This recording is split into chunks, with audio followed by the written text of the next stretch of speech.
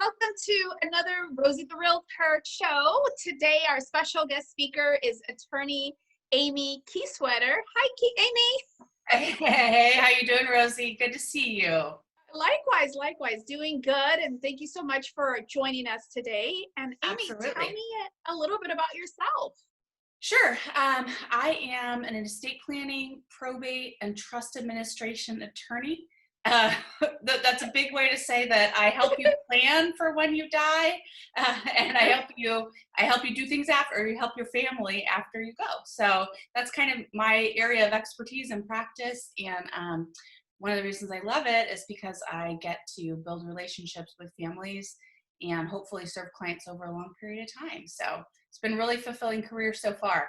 I'm 10 years in. I think I got 25 more, 30 more. So better get good at it, right? Yeah, that's good. That's good. And Yeah. I'm glad that you said, building relationships, because I think a lot of times people think, oh, I got to trust, I'm good to know, good Right. to go.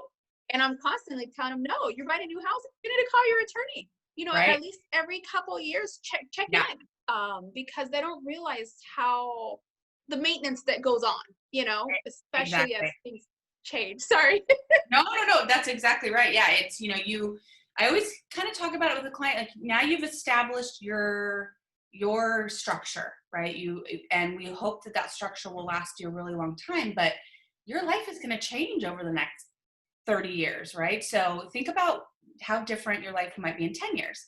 You might have little kids right now who are going to be 18 or 21 in 10 years, and you may have a completely different set of things that you want to accomplish or people that you want to have step in. So yeah, it can be, it's definitely something that needs to be updated on a regular basis. And it's, it's a part of kind of your life maintenance that you should do. Absolutely. Absolutely. And I know it's, as a realtor, it's not really my job maybe to say that, but I do like to remind clients that, hey, you're buying a house. If you have a trust, does it need to be updated? Do you know you're vesting? And if they look like, what's vesting? It's like, you should talk to a professional. Yes. Well, I mean, I think what happens is for both you and I, we deal with this enough that you see where the problems come in. Yes. Right. And so if you can help somebody avoid a problem with a simple suggestion, that makes you feel like $1 million, right? Sometimes I'll say that to the client when they call, I just saved you 30 grand or whatever, don't make that mistake. So actually, especially the headache. Yeah, that's a great transition, because part of what we had talked about, talking about today was, I know you've met with other attorneys and talked a little bit about kind of what an estate plan is and what it does. But I was hoping to touch on a couple things that I see sort of in that next process, right? What kind of mistakes do people make after they have their trust in place, and how can we kind of hopefully guide people towards best case scenarios, right? So I think, obviously all of these things are best done when you actually meet with someone and who knows you and can talk you through all the issues. So there's just really general kind of cautionary tales. But I think that there's probably 3 things that I see that kind of come in my office after someone has already put their estate plan in place, where we see a lot of trouble. And the first thing is when someone has decided that they have a trust, but they forget who their attorney was, or they don't want to pay any money to have somebody update it, and they think, oh, I'll just open up my trust and I'll just use a black Sharpie marker and I will X out the name of my kid who's made me real mad.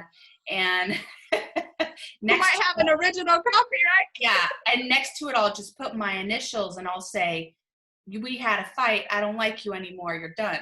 Oh, man. Right. So yeah, or something like that. I mean, I've seen something pretty similar to that comes through my office. So, or, actually sometimes people are way more articulate and actually, write something themselves that they think seems really clear, but actually in terms of the legalities of it and the way that they've drafted it, it leaves a lot to be questioned. So one of the things I always advise the clients to do is never write in your trust. Number 1. and number 2, if you want to make a change, call your attorney, especially if you're going to do something like change your successor as your trustee or take somebody out of the trust. Huge. That's a huge change. That's not something that should be done if you want to protect yourself, right? Right. Some people say, nah, I don't care. I'll let my kids fight it out in court. So if you want That that part is normally the one that you don't want to get the assets is the one that gets it or is going to go fight for it. So, you need to make sure you do it a legal way. And well, I'm sure just like you, I've seen so many things. Right. And I know, I mean, I it always irritates me because I think oftentimes lawyers are like, the sky is falling, and I know people always are, they always, one of the critiques of lawyers is that we're so risk averse, but this is an area where it seems like such a simple thing to do. And it's actually a lot more complicated. So yeah. Anyway, that's kind of number one. Number one, don't make your own changes. Perfect. Don't make your own changes, especially the big ones. Yes. The other thing is, when there's a lack of transparency, when you do make a change, we often see that ends up causing problems after you pass. So one of the things I'll talk with my clients about when we get together is, and I often will preface it by saying, if we were in polite conversation over a cocktail, I wouldn't ask you these questions. And I'm not asking, so please bear with me. Please excuse me in advance for what may feel like I'm asking something invasive, but I'm trying to position myself so that I know the best way to help you, right? So if you're, sometimes a parent will come in and kind of make leading comments, but not actually say what they mean about a child, or, concerns they have about a neighbor or a relative or whatever else. And so I've gotten pretty good at just being extremely direct. And I think if you're not, you need to be, as the client, really willing to address some of those issues. And then you need to think through as well, with the help of your counsel, right? Yes. How you want to approach things. And sometimes it makes sense to be more honest with your beneficiaries about what you're doing. And sometimes that the client may choose, nah, I don't care. I want to do it this other way, and I don't want anybody to know about it. But if you're making changes and you're not transparent about it, that's when people have expectations. And when the expectations aren't met, that's oftentimes when we see litigation. So the clearer you can be, I always tell my clients this as well, part of what we're doing in your estate plan is we're giving the best, clearest instructions that we can, so that we give peace to your family and we protect the relationships between the people who are important to you. And if you don't leave that clarity for people, oftentimes you can have problems later. So that's number two. Lots of problems. And then my last problem is that sometimes people will want to make a change, and then they put it off for a long time. And either they'll have said to their daughter and left a note, I want you to have these things, but they never actually put that in writing appropriately, or at some point they don't have the capacity anymore to make the changes that they want to make. And so waiting till sort of like it's too late to do things is human nature in a lot of ways, but we see that, right? We see that it causes a lot of problems as people age, especially. So my commentary to clients is always, look, let's get these things in order before there's a crisis. We never want to be, when I get a call from a family and I got to go meet you in the hospital to sign a document, that doesn't bring anybody peace. No. Nobody wants that emergency call. No. And I've seen somebody already, experiencing memory problems, changing the trust. And it's like, wait, I don't think you should be doing that. And then they pass and the kids are fighting and their new spouse is fighting, and it's right. Exactly. So, I mean, it's the job of any good estate planning attorney, right, to try and help to the best of their ability to make sure that your wishes are accurately laid out, and that we've given you the best basis that we can to be able to protect your family and to help make sure that what you want actually happens after you die. And I always say, we're talking about everything you've created during your life, all the wealth you've created during your life, and everybody that's important to you. Right? Yeah, absolutely. There's really nothing more important than those things, right? So, we want to just make sure that we deal with it appropriately and delicately as we can. All right. Sometimes we can't be that delicate. Sometimes there's situations that just are what they are. But those are some of the problems that I see. And I'll give you a fourth, which actually, if we have the time for the fourth, I love, you see, as I said, I'm a nerd when it comes to this stuff. No, I love it. I love it. Interesting. So you mentioned before about titling and about how we put people's names on deeds, right? The other part about that is the largest transaction you will probably ever make in your life is the purchase of a home, right? So if you're going to spend money on getting good advice, you're spending in California on average, $500,000 for a condo, right? Yes, for a condo. Yeah, you want to make sure that the name, that the way that you take title of that is appropriate. So, and there isn't a one size fits all, unfortunately. It really depends on what you want to accomplish. But one of the problems that we do see is that when people choose not to do an estate plan, and instead they think, oh, I'll just put my kid on title to the house, right? That's not a horrible, right? You're just cringing. Sometimes so much could go wrong, right? But exactly. It could go totally right and it could be easy peasy and that's it, right? Yeah. Or it could go horribly wrong. So one of the things that happens when you put somebody on title as a joint tenant is essentially they have a current right. You may think that you're saying, when I die, you have a part of this house, but what you've actually said is, right now, this moment I've signed this deed and I put your name on it, you are a present owner of this home. Okay, now that works out great until your kid gets in a car accident and has somebody come after them for something over and above what they have insurance for. And now your house is on the line for that kid's car accident. That's just an easy example of why it's a bad idea. Yeah. Another good example of why it's a bad idea. 2 years from now, your kid makes you mad and they won't sign title back to you, right? And now you've basically given them your house. Or you decide, this is another thing I see people do. Well, I'm going to put my oldest kid's name on title because he'll just give the right portions to the other kids. I know him. I trust him. I know he'll do what's right by my family. And I don't really, I don't have any concerns about that. Well, hopefully that works out great for you. I will tell you what I usually see is that's where the relationships between your kids end and the oldest son walks away with your house. So all that said, people can be awesome sometimes and things, the sky doesn't fall and things happen perfectly. We wish.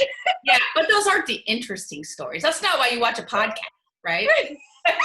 No, and it's not the norm. And even what I don't think sometimes people realize, and you have no idea like how often I get told when I'm having a listing presentation, wow, you ask a lot of questions. I've never had a realtor ask me this. I said, they're thought starters.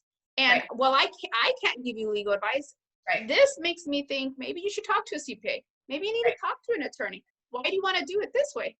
Do you really understand? Or even in California with the way the prices go up, they don't realize that leaving one kid, now what about the taxes? That home has appreciated as someone that's been in a home 20, 30 years.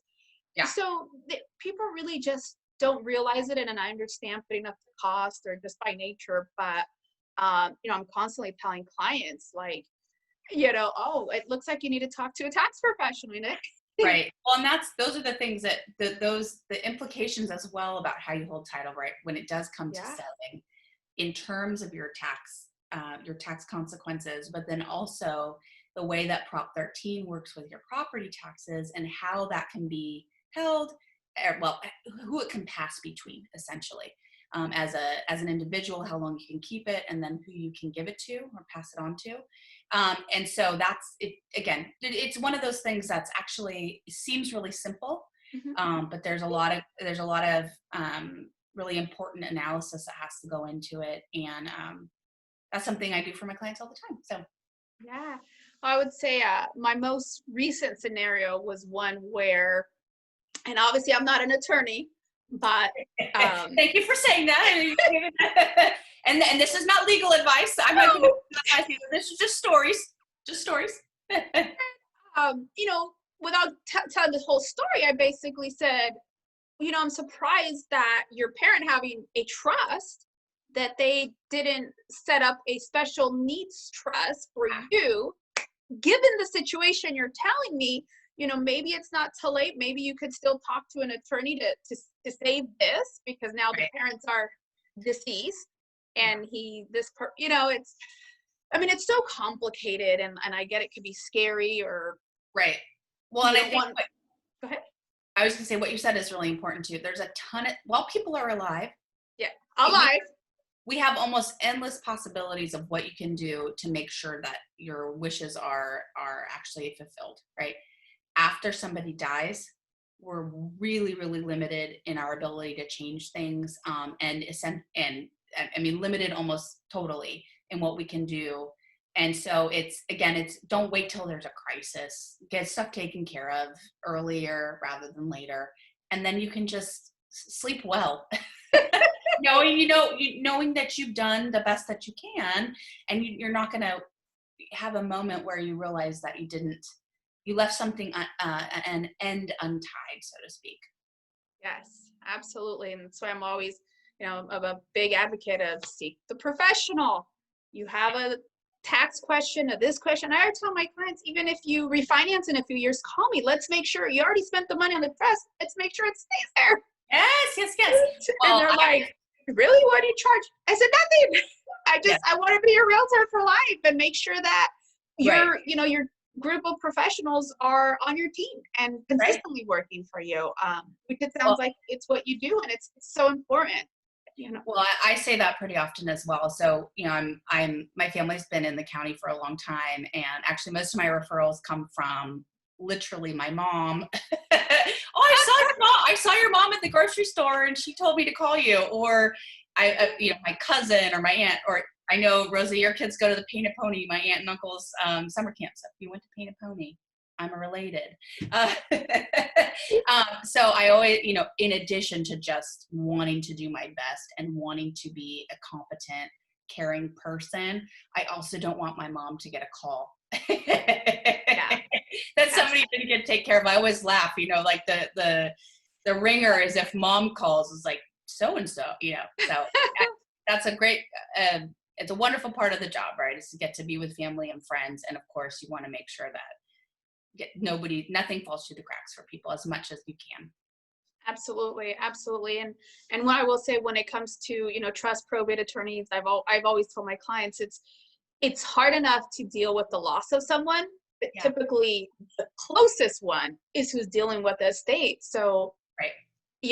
that's a double. And make sure you have things really set up and you're reviewing them. Mm-hmm. It's like car maintenance. It's a must. So, well, thank you so much, Amy. I so appreciate your all your information.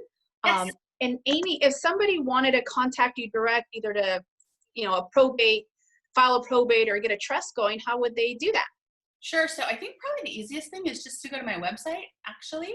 And perfect. Look at you. You got the card. There it is. Very professional. Very professional. So my website, www.adkheritagelaw.com. It's got all my contact information on there, but obviously you can always call or email or whatever. We usually do, we try to do a free consultation generally, just to make sure that people feel really comfortable before they choose to move forward. So yeah, call and set something up, and then we'll see if it's something we can help with. Perfect. Yeah, that connection's important. Well, I certainly appreciate your time, Amy. I know you're a very busy person, and I know, especially with everything going on these days. Yes, the pandemic is a whole new level of momming and on every level. So Yes. I'm glad to be in the club with you, Rosie. Right. Perfect. And if you ever need anything, I'm here. If you just need a quick title search, let me know, and hopefully we'll continue to work together. That sounds awesome. Have a wonderful day. Thank you. You too. Okay.